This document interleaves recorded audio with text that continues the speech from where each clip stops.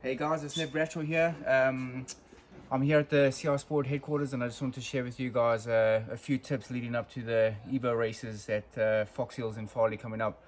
So I've had a bit of experience. I've done them 3 or 4 times, so I know kind of a little bit what goes into the bike prep and getting stuff ready. I think one of the biggest things is actually the bike prep for these events. Everyone's going to spend a lot of money, put a lot of time into the event, so you know, bike prep is massive. Like, you're either going to have an awesome weekend or you're not going to do the bike prep and you're going to spend the whole weekend fixing bikes and stuff and ultimately wasting heaps of money. So definitely put the time in now and prepare yourselves for a good weekend, and you've done the best you can then. So I'm just going to talk you guys through a few products that we do here at CR Sport that do cross over onto the old bikes in preparation for the event. The first thing I want to talk about, super important on the bikes, especially the Evo bikes, is the Recluse clutch system we do. This is it's kind of like a replacement for the standard. It's called the torque drive system. I've just fitted one onto my YZ125, and there's one going to my CR500 as well. One of the things that I found really cool is when I took the clutch out of my YZ125, you could see that the clutch basket had kind of started to notch a little bit. So as everyone knows, that's another $200-300, you know. So a really cool thing that the torque drive system comes with, it comes with these little inserts that go into the clutch arm.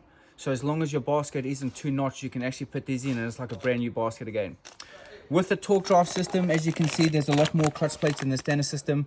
Basically, you've got a first and a last plate that's different than I think there's 8 extra plates within the clutch, and the reason for that is to make more torque within the clutch.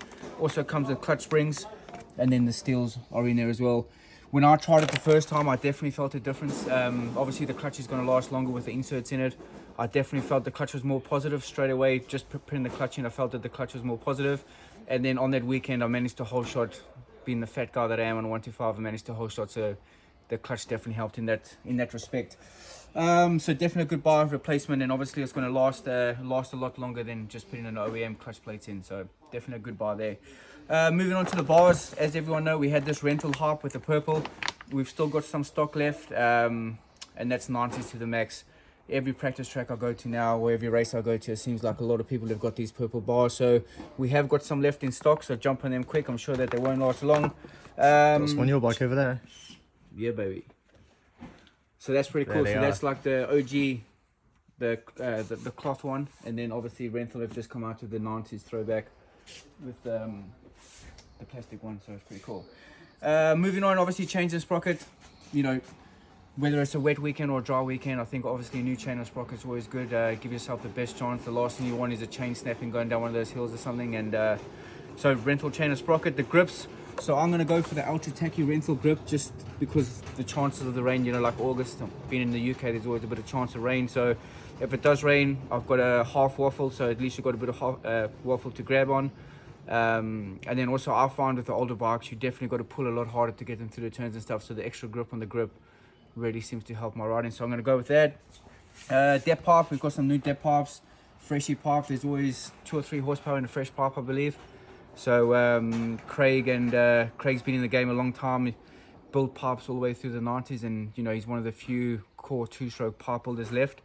And obviously, you know, they were doing a lot of development in the 90s, so his products are pretty good. His pipes are pretty good for those era of bikes.